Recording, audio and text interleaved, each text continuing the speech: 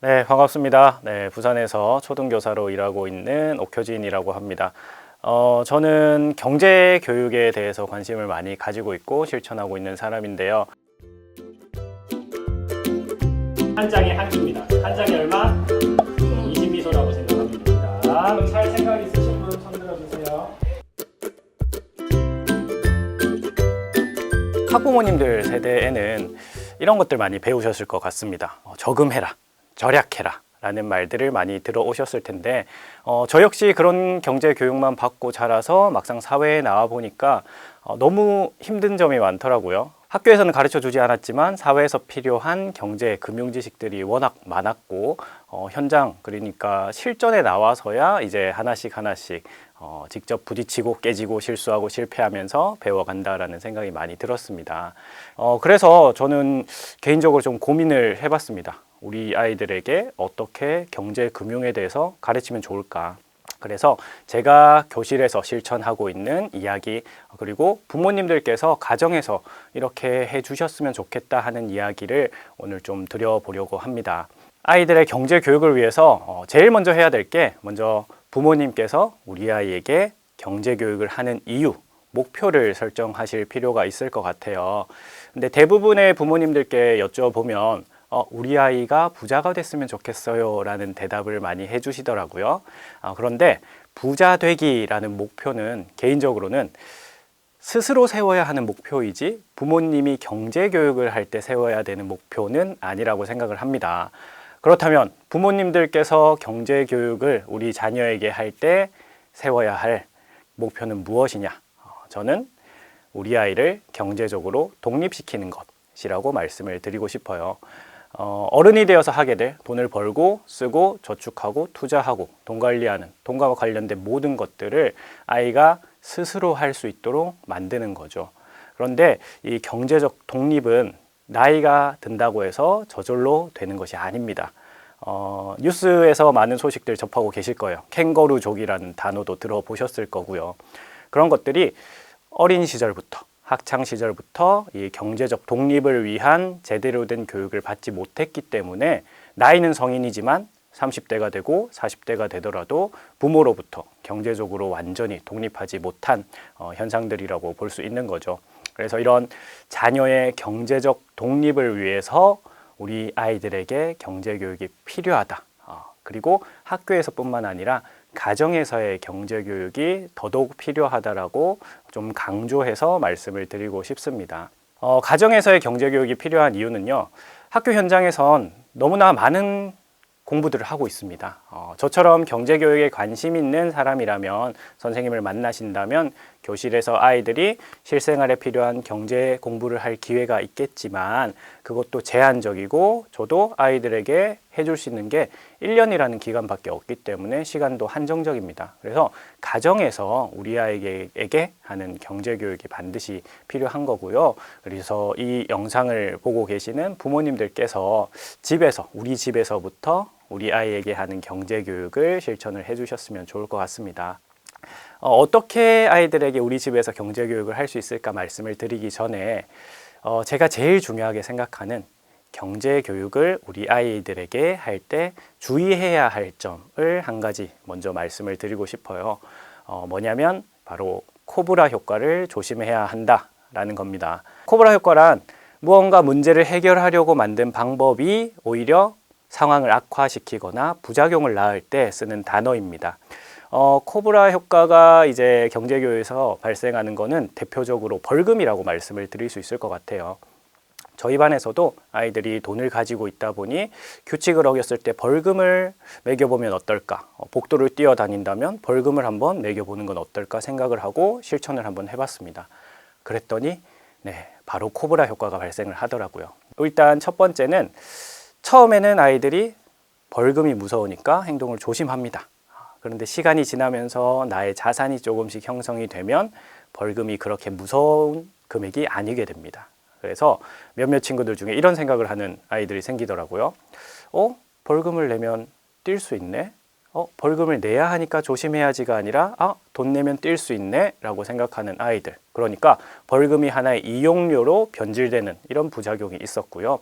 또 두 번째로 그로 인해 아이들이 자신의 잘못된 행동에 대한 죄책감이 줄어들더라고요. 나는 잘못을 했는데 벌금이라는 돈으로서 내 잘못에 대한 대가를 어느 정도 치렀으니 이제 괜찮아 하면서 죄책감이 줄어드는 문제가 있었고요.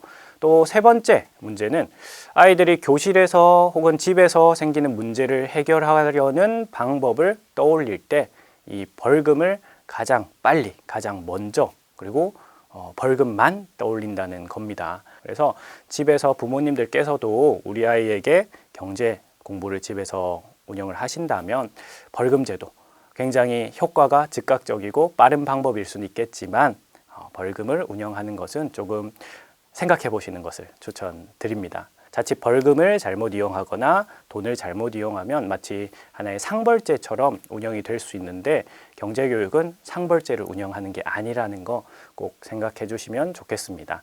그렇다면 실제로 집에서 우리 아이에게 체험과 실천을 통한 경제교육을 한다. 그러면 어떤 것부터 할 수 있을까? 제가 가장 먼저 우리 집에서 해야 될 것으로 얘기해 드리고 싶은 것은 바로 우리 아이에게 정기적으로 받는 돈을 마련해줘라 라는 겁니다. 저도 초등학교에서 많은 아이들을 만나면서 이제 용돈 관리에 대한 수업을 할 경우도 있는데요. 수업을 시작하면 몇몇 아이들이 손을 들고 저한테 얘기를 합니다.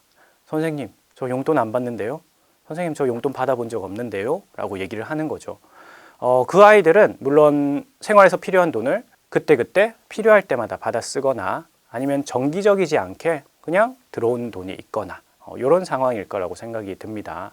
근데 이 경우, 즉 정기적으로 받는 돈이 없을 경우에는 아이들이 계획적으로 소비 계획을 세우고 또 계획적으로 소비를 하고 나의 자산 계획을 세워가기가 굉장히 어려운 상황이 되어버리는 거죠. 그래서 저는 가장 먼저 우리 아이에게 정기적으로 받는 돈을 마련해 주시라고 말씀을 드리고 싶고요. 용돈 형태도 괜찮습니다. 주기적으로 받는 용돈. 그런데 제가 더 추천해 드리고 싶은 방법은 제가 책에도 다루고 있지만 아이들에게 직업을 갖게 해주는 게 어떨까 생각이 들어요.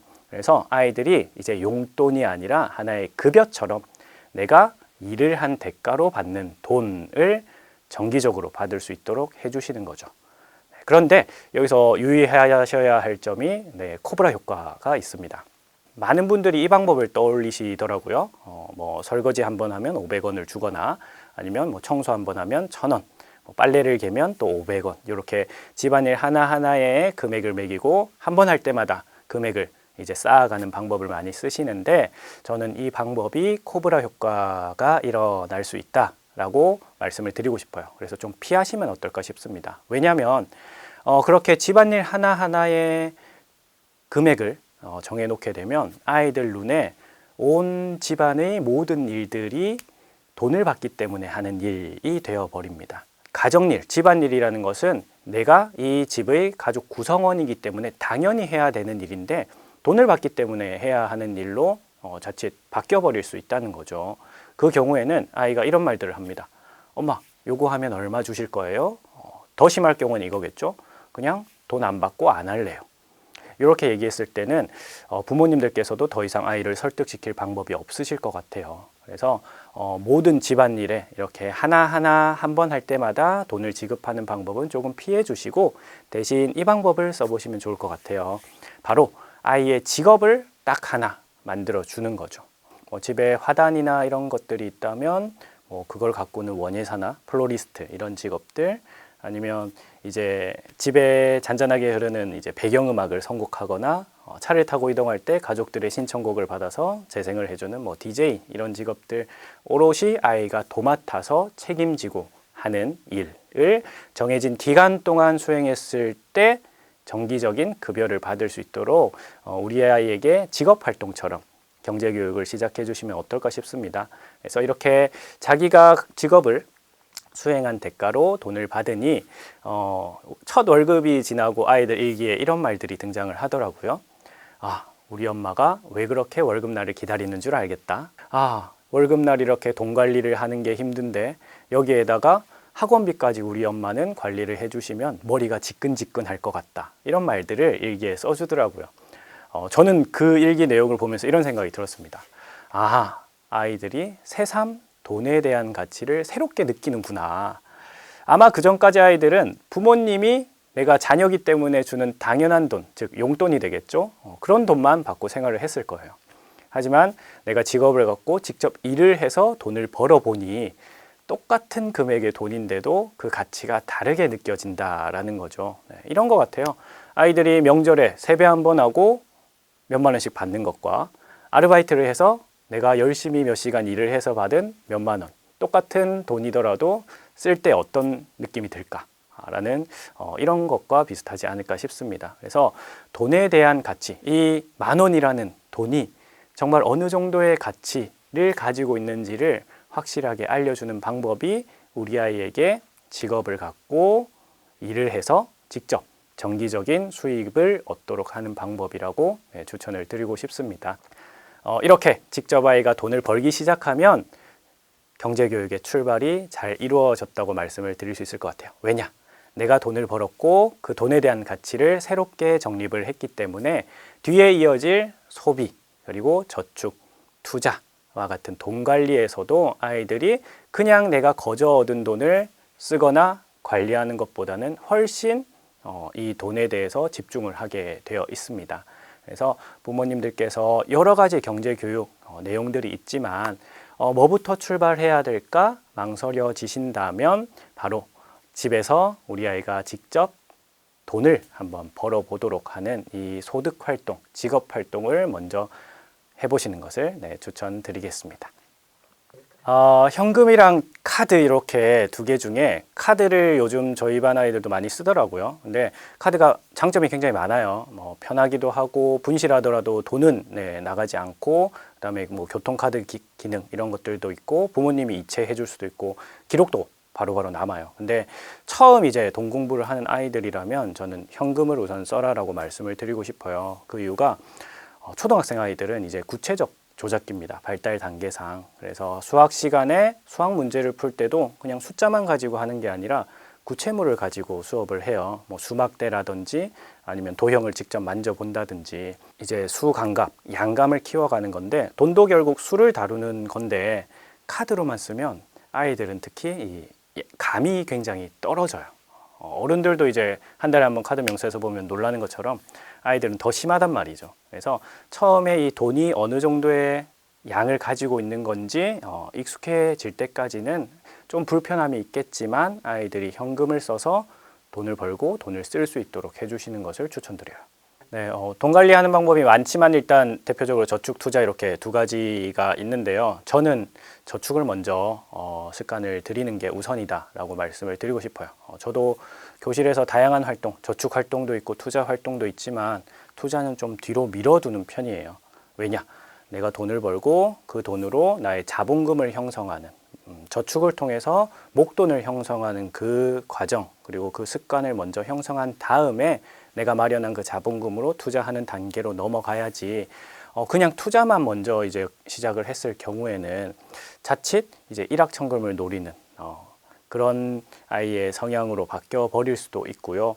또 투자로 인해서 실패를 할 수도 있는데 그때 다시 일어설 힘이 좀 부족해집니다. 그래서 저축을 통해서 차근차근 나의 자본금을 형성해 나가는 것을 우선 연습을 시키시고 그 연습이 충분히 된 다음 단계로 투자를 도입하시면 좋을 것 같아요. 일단 아이가 관심을 가지고 있다는 것은 굉장히 이제 좋은 현상인데요. 일단 우리 아이가 투자를 해도 될 단계인지 먼저 생각해 보셔야 될 것 같아요. 제가 바로 전에 말씀드린 것처럼 아이가 스스로 돈을 벌어서 돈에 대한 가치를 느껴봤고 그리고 저축을 통해서 자기의 자산, 그러니까 목돈, 자본금, 종잣돈을 마련하는 그런 경험을 했다면 이제 투자 시작할 준비도 된 거기 때문에 이제 계좌도 개설해 주시고 아이가 직접 투자를 해볼 수 있게 해주시면 좋은데 이때 또 유의하셔야 할 점은 아이가 자신의 돈으로 투자하게끔 해주셨으면 좋겠어요. 왜냐하면 그냥 쉽게 얻은 그냥 부모님이 연습 삼아 한번 해봐라 하고 준 돈은 내가 직접 번 돈보다 이 가치가 좀 가볍게 느껴집니다. 그래서 투자를 시작할 때도 내가 번 돈으로 투자할 수 있게끔 해주시는 게 좋을 것 같아요. 시작 금액은 얼마 정도가 좀 적당한 건지? 이게 얼마가 딱 적당하다라고 말씀드리기 어려운 게 이제 가정마다 상황이 다르고 또 가정의 경제 수준도 다르기 때문에 제가 얼마 하셔야 된다라고 콕 집어 이야기 드릴 수는 없는데요. 중요한 거는 이제 투자를 한다는 것은 내가 만들어둔 목돈으로 한 번에 투자하는 것도 있지만 그 이후에 벌어들이는 돈에서 또 일정 비율을 꾸준하게 투자하는 연습도 필요해요. 그래서 내가 만약에 아이가 뭐 일을 하고 급여를 뭐 10만 원 정도 받는다 하면 우선 저축 먼저 하고 그리고 소비할 돈을 계획하고 남은 여윳돈으로 투자 금액을 조금씩 늘려갈 수 있도록 해주시면 좋을 것 같아요. 그러니까 아이가 가지고 있는 자산을 전부 다 이제 투자에 다 넣어버리거나 하는 것은 조금 위험한 그 자산 관리 습관을 형성할 수 있기 때문에 비율을 정해 두시는 게 좋을 것 같아요. 그래서 한 자신의 자산에서 한 10%, 20% 정도를 이제 꾸준히 이제 투자 금액으로 쌓아가는 그런 방법을 쓰시면 좋을 것 같습니다. 빠르면 빠를수록 좋다라고 말씀을 드리고 싶어요. 근데 이게 뭐 정말 기어다니는 아이들한테 경제교육을 시키라는 건 아니고 이제 부모님이 느껴지실 거예요. 어떤 게 느껴지시냐면 이제 마트를 갔을 때 아이가 교환의 개념을 이해를 한다. 화폐와 물건을 교환한다는 개념을 이해를 한다 하면 그때부터 또 바로 시작을 하실 수 있을 것 같아요. 근데 미취학 아동들은 아직 수 개념이 제대로 형성이 안 됐을 수도 있기 때문에 바로 뭐 100원, 저희 화폐 단위가 좀 크잖아요. 100원, 1000원, 만원, 10만 원 이렇게 이제 자릿수가 크기 때문에 미취학 아동들 같은 경우는 부모님들께서 작은 뭐 쿠폰제 같은 걸 시작해 보시면 좋을 것 같아요. 그래서 집에서 아이가 그런 쿠폰 뭐 1개, 2개 이렇게 작은 단위로 셀 수 있는 쿠폰을 만들어서 정기적으로 지급을 하시고 마트에 가서 아이가 만약 이거 사고 싶어 한다면 뭐 이게 3만 원이야 하시는 것보다는 이거는 쿠폰 몇 개로 살 수 있는 거야 라고 좀 작은 단위로 부모님이 이렇게 줄여 주시면 아이들이 요거는 몇 개짜리 쿠폰 몇 개짜리 하면서 이 교환 비율에 대한 감이 잡힐 것 같아요. 그래서 그런 활동들도 충분히 가능하니까 취학 이전에 한 5세, 만 5세 정도가 되면 경제교육 간단한 내용부터 시작을 하셨으면 좋겠어요. 중2 정도 되면 너무 늦었죠? 더 빨랐으면 좋겠지만 그래도 그때부터라도 시작하는 게 좋을 것 같아요. 그래서 지금 이 순간이 가장 빠르다라고 말씀드리고 싶습니다. 우리 아이들이 삶을 살아가면서 불행하지 않기 위해서는 돈에 대한 지식이 꼭 필요할 것 같습니다. 그래서 부모님들께서도 우리 아이에게 경제교육이 필요하다라는 사실을 꼭 기억해 주시고 집에서도 실천하는 부모님들이 많아지길 바라보겠습니다.